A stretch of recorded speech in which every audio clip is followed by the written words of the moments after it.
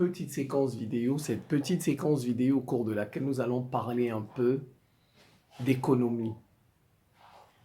Comment les nationaux d'un pays peuvent-ils garder l'économie de leur pays entre leurs mains? Au moins à 70%. Le bon pourcentage, c'est 70. Au mieux, jusqu'à 80. Comment reconquérir l'économie d'un pays? Il ne faut pas que l'économie d'un pays soit entre les mains des étrangers. Moi, je ne vais jamais l'accepter. Même si moi, je suis étranger aux États-Unis, je n'accepterai jamais que nous, étrangers, nous ayons le monopole dans l'économie des États-Unis. Que ce soit l'économie de la France, du Japon, non, je ne peux pas l'accepter. Même si je suis étranger, je ne peux pas. Voilà, il n'est pas bon que dans un pays, les fils du pays soient dépossédés de leur économie. Ça, c'est pas bon. Si je suis d'accord avec ça, je peux être d'accord pour une seule raison. Mais d'abord, si je suis d'accord avec ça, ça veut dire que je suis d'accord avec l'esclavage. Ça veut dire que je suis d'accord avec la colonisation. Parce que les autres sont venus chez nous et nous ont dépossédés. Ils nous ont tout arraché. Donc si je suis d'accord que des étrangers dominent l'économie d'un pays, ça voudrait dire que désormais, ce n'est plus la peine de dénoncer l'esclavage, ce n'est plus la peine de dénoncer la colonisation ni le néocolonialisme. Donc moi, je ne l'accepterai jamais. À une seule condition. Moi, je peux accepter que les étrangers dominent l'économie de la France, l'économie du Royaume-Uni, de l'Espagne, du Portugal, des États-Unis, en guise de vengeance, parce qu'eux l'ont fait aux autres. Ils l'ont fait aux autres. Donc, il faut qu'on le leur fasse. Parce que vous savez, les sanctions, les conséquences enseignent plus que les leçons. Parce que si on ne le leur rend pas, ils vont continuer à faire ça chez les autres. Donc voilà la seule situation où j'accepte que les étrangers dominent l'économie d'un pays. Parce que moi, je dis, au cas où ça arriverait, je suis d'accord qu'on domine les Saoudiens. Parce que eux, ils ont dominé les autres dans le passé. Vous voyez, les Arabes, quand ils sont sortis, ils ont fait l'esclavage. Oui, ça c'est... Bon, maintenant, un pays qui ne vous a pas fait de mal, comme par exemple, supposons la Chine, et nous, la Chine ne nous a rien fait de mal. Je ne peux pas accepter que des étrangers dominent l'économie de la Chine. Je ne peux pas. Voilà, moi je vous ai donné une seule situation, c'est en cas de vengeance. Ça, je tolère ça. La France a occupé nos pays, donc les étrangers en France peuvent dominer l'économie française. Ça, je tolère ça. Les Arabes nous ont rendus esclaves. Chez eux, on peut le leur rendre. Oui, parce qu'ils l'ont fait. Si on ne leur rend pas, ils ne retiendront pas les enseignements et ils vont continuer. Ils vont continuer. La preuve. Je vais vous donner un exemple. Qu'est-ce qui se passe avec les migrants? Qu'est-ce qui se passe avec les migrants en ce moment? Vous voyez, tous les migrants que vous voyez qui vont en Europe, le plus souvent, c'est l'Europe qui a détruit leur pays. C'est l'Occident, en un mot, qui a détruit leur pays en faisant la guerre. Vous voyez? C'est l'Occident. Donc, c'est normal qu'ils partent tous en Occident. Qui a détruit la Syrie? Ce sont les États-Unis qui ont détruit la Syrie. Ils ont armé ce sont eux qui ont détruit la Libye. Donc, c'est normal que et ça a des répercussions au Sahel. C'est normal qu'ils aient en Europe parce que ce sont eux qui ont détruit. Mais regardez maintenant. Les migrants ne partent pas chez eux. Ils payent les Mauritaniens, les Marocains, les Tunisiens pour bloquer les Algériens, pour bloquer les migrants. Ils payent même la Turquie pour bloquer les migrants pour qu'ils ne viennent pas en Europe. Vous voyez? C'est pourquoi vous voyez continuer à faire la guerre au Soudan. Parce qu'ils ne sont pas punis. Vous voyez, ils déstabilisent les pays. Les migrants vont chez... Parce que les migrants, quand les migrants vont chez eux, c'est une façon de les punir. Parce que vous avez détruit chez nous, nous on vient chez vous, on va occuper chez vous. C'est une punition indirecte de Dieu. C'est une punition indirecte de Dieu. Maintenant, quand il y a des pays qui empêchent que des migrants, vous voyez, c'est pourquoi ils ne se sentent pas punis. Donc, ils continuent à déstabiliser les pays des autres, à faire les guerres, parce qu'ils ne sont pas punis. Donc, il faut les punir. Donc, j'ai dit, c'est la seule situation où je vais tolérer que des étrangers dominent l'économie. Moi, si les étrangers dominent l'économie des États-Unis, du Royaume-Uni, de la France, ça ne me pose pas de problème, parce qu'eux-mêmes l'ont fait et ils continuent de le faire. Si on rend les Saoudiens tout ça esclaves, moi, ça ne me dérangerait pas parce qu'eux-mêmes l'ont fait. Mais un pays qui n'a rien fait de mal, par exemple la Chine, et nous, par exemple, c'est un exemple qui ne nous a rien fait, je n'accepterai jamais que les Africains rendent les Chinois esclaves et je n'accepterai jamais que, par exemple, les étrangers dominent l'économie chinoise. Voilà. C'est pas bon quand les étrangers dominent l'économie d'un pays. C'est pas bon. Je ne peux pas l'accepter. Je ne peux pas l'accepter. Voilà. Si je ne l'accepte pas pour mon propre pays, je ne peux pas l'accepter pour les autres. Bamboun Dobo. Je suis le ministre de la Défense de l'Afrique et d'un monde multipolaire. Je défends l'Afrique, je défends tous ceux qui défendent l'Afrique et je défends un monde multipolaire. Je suis contre les monopoles. Je ne veux plus un monde de monopole, un monde d'équilibre où tous les États sont logés à la même enseigne et chaque État a le droit de faire ce qu'il veut, avoir ses partenaires, les partenaires de son choix et la voix de chaque État compte. Nous ne voulons plus un État là, hyper puissant, qui vient, qui dit à tout le monde ce qu'il doit faire, comme si les autres sont ses enfants. Comme si c'est lui qui a créé les autres. La planète là, personne n'a créé la planète. Personne n'a fabriqué la planète pour qu'un État vienne dire à toute la planète ce que les autres, ce qu'elle doit faire. Maintenant, comment faire pour reconquérir l'économie? Vous voyez, il y a 3 secteurs très importants. C'est la base. C'est la base. Vous voyez, c'est la base. L'économie commence par là. L'économie commence par... Avant d'avoir des industries, etc., on commence par là. Ne jamais permettre... Même, je dis d'abord, au sein d'un pays, les différentes ethnies, vous allez remarquer. Vous allez remarquer. Remarquez bien. Dans votre pays, regardez. Vous allez remarquer que l'ethnie qui arrive dans une autre région, par exemple, et commence à avoir les boutiques. Vous allez voir, à la longue, cette ethnie-là va dominer la région-là, même si ce n'est pas sa région. Vous voyez? Regardez bien dans vos pays, ceux qui ont les boutiques là, à la fin, ils finissent par dominer. Donc, dans un pays, vous ne devez pas laisser vos boutiques entre les mains des étrangers. Si vous commencez par laisser les boutiques dans votre pays aux étrangers, dans 10, dans 20 ans, les étrangers vont dominer votre économie. Ça commence par les boutiques. Parce que les gens, ils jouent là. Parfois, on voit les boutiquiers, on se moque. Oh, un boutiquier. Mais vous ne savez pas que ce sont eux qui feront que l'économie de votre pays vous reviendra. Maintenant, on se retrouve parfois dans des pays où l'économie ne nous appartient pas. On ne nous appartient pas. Mais vous voyez des gens, ils se moquent des boutiquiers. Oh, je ne peux pas être boutiquier. Alors que c'est la base. Regardez. Quand vous vous levez le matin, la première chose que vous faites, c'est quoi? Vous cherchez à manger. Et quand on cherche à manger, on va où? On va à la boutique. Donc, la base de l'économie, c'est la boutique. D'abord la boutique. Maintenant, quand on a fini avec la boutique, on va où? On va au marché pour chercher ce qu'on va manger à midi.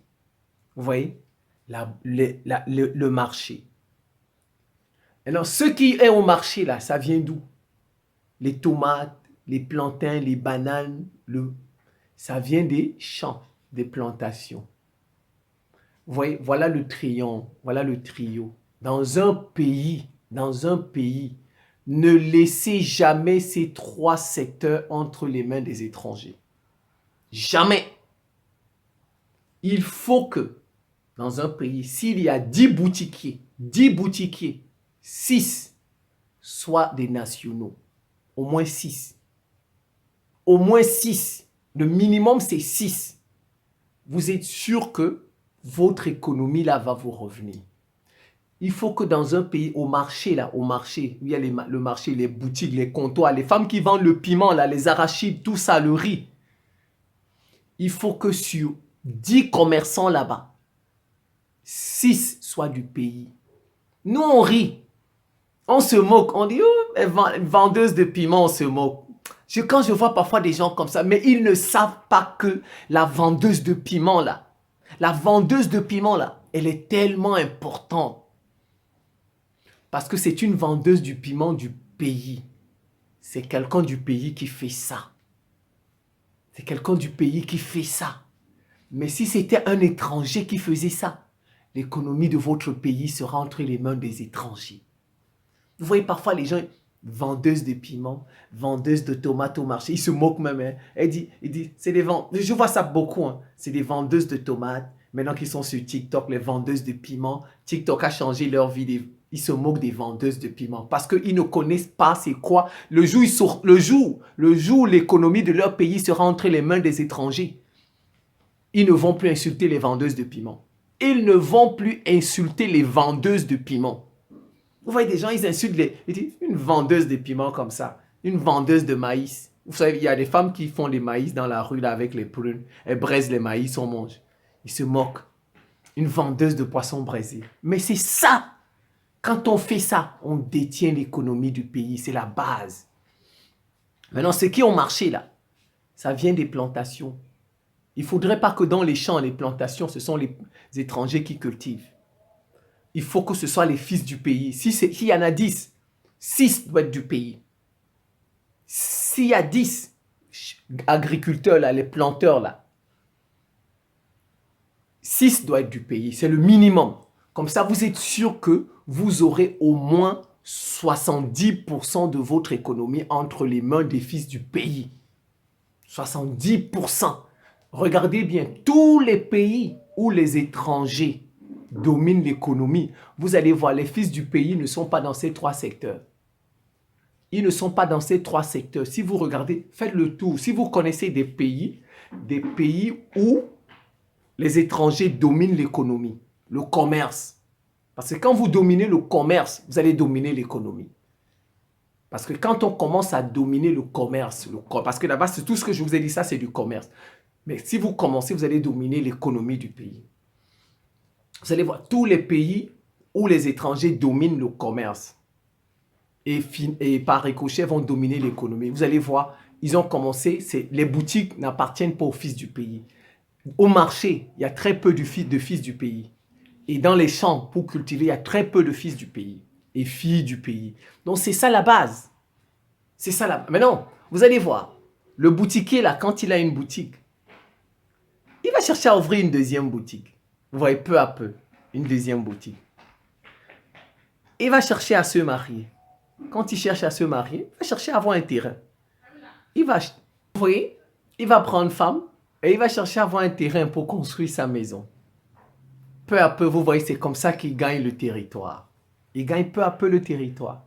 Maintenant, sa boutique là, il sera fatigué d'aller louer le taxi pour acheter. Il va acheter un pick-up pour faire du transport, transporter ses choses.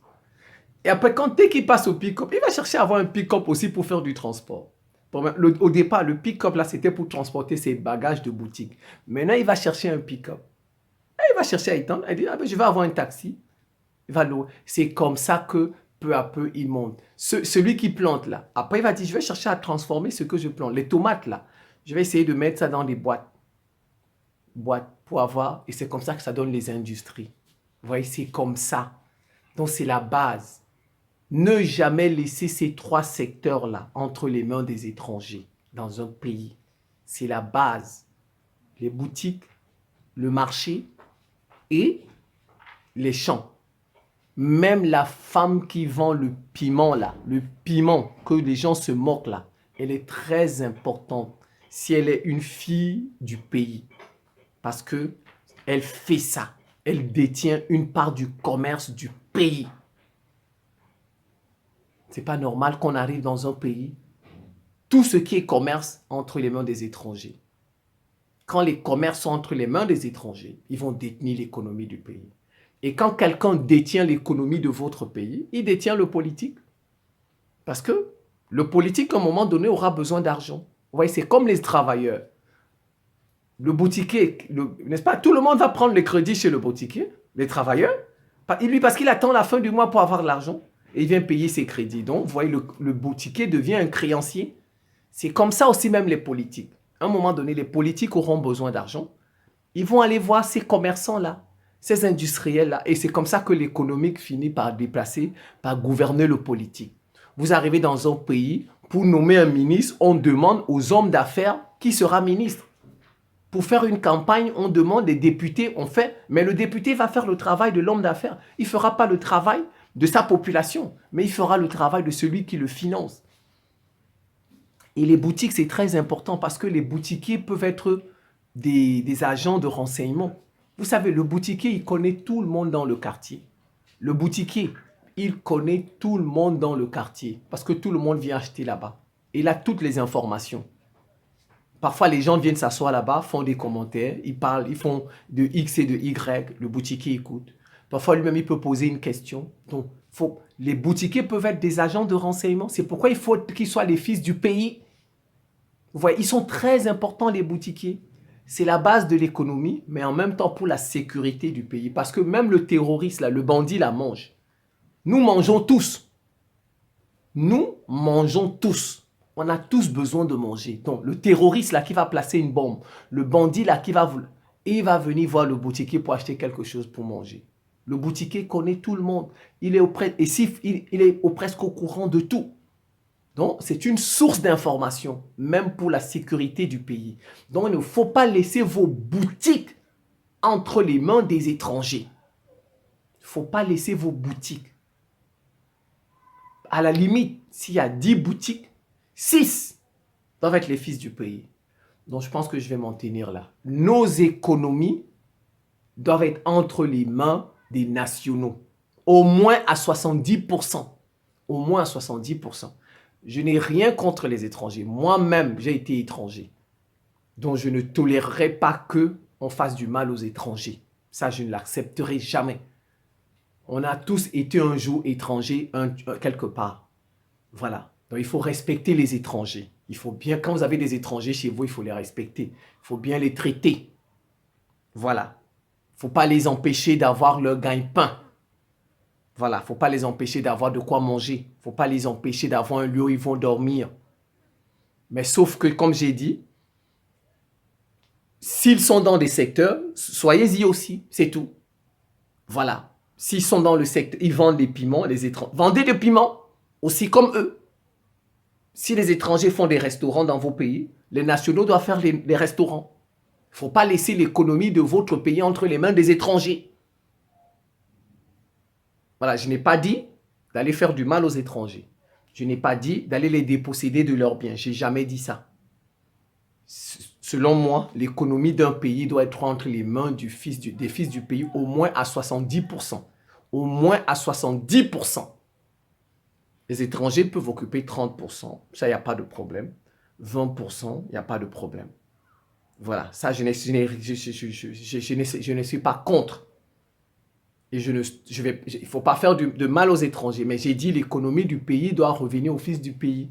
Ce n'est pas bon quand on vient chez vous, on vous domine. Personne ne l'accepte d'ailleurs. Personne. Voilà, je pense que je vais m'en tenir là. C'est la fin de cette petite séquence vidéo. Je vous remercie pour votre attention et à très bientôt.